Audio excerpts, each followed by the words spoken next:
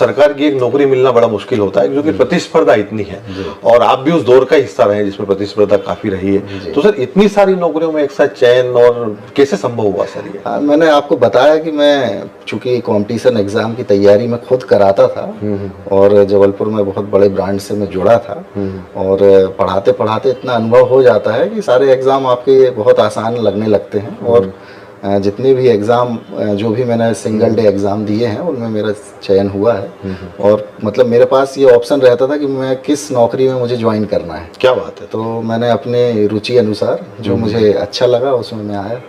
तो सर ये 17 नौकरियां आप बता रहे हैं सरकार की, आप सर उसमें रहे और फिर आज पुलिस में आके मतलब आप एसडीओपी के रूप में अपनी सेवा दे रहे हैं, चर्चित हैं, अब आपकी चर्चा होती है आपकी पुलिसिंग की। लेकिन एक बड़ा स्वाभाविक सा सवाल ये निकल के आता है सर कि सरकार की एक नौकरी से दूसरी नौकरी में जाना, फिर तीसरी नौकरी में जाना, तो किसी नौकरी से लगाव नहीं हुआ आपको कि अभी? नहीं, जैसे मैं आपको बता रहा हूँ कि नौकरियां तो मेरी 17 सरकारी लगी हैं लेकिन ज्वाइन मैंने बहुत कम की।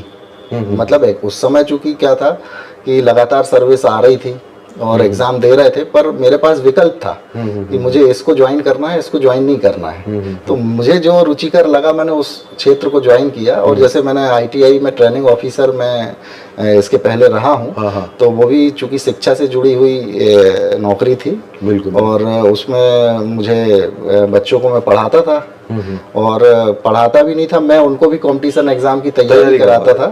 और वो मेरे मतलब ये भी एक मेरी सफलता ही है कि वो जो बच्चे थे, मतलब जब मैंने आईटीआई ज्वाइन किया तो वहाँ पे भी ट्राइबल बेल्ट था। सिवनी जिले की एक उप तहसील है कुरई खवासा, आपने सुना होगा। तो मैं वहाँ पे था तो वो भी पूरा जो इलाका है आदिवासी इलाका है और उन बच्चों को मैंने निःशुल्क पढ़ाया और मेरे सारे के सारे बच्चे सरकारी जॉब्स में आज प्लेस हुए हैं। क्या बात है सर जी। तो ये भी एक मेरी उपलब्धि कह सकते हैं। सर ये बड़ा कम देखने को मिलता है कि एक व्यक्ति है जिसको खुद सरकार की नौकरी के कई सारे ऑफर आ रहे हैं और वो फिर चूंकि एक जैसे आपने बताया कि आपके डीएनए में शिक्षा रही और अच्छा अध्ययन रहा, आपके परिवार में जो बुजुर्ग रहे उनका, आप में भी वो चीज़ आई और आपने लगातार जो है खुद कॉम्पिटिटिव एग्जाम की खुद भी तैयारी की, लोगों को भी करवाई।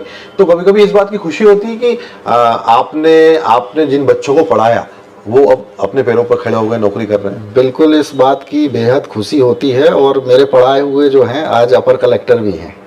अरे वाह। तो इस बात की बहुत खुशी होती है कि अगर कोई व्यक्ति जो है शिक्षा के क्षेत्र में कार्य कर रहा है और उसके पढ़ाए हुए बच्चे इस ओहदे तक जा रहे हैं तो इससे बड़ी एक शिक्षक के लिए क्या खुशी हो सकती है। बिल्कुल।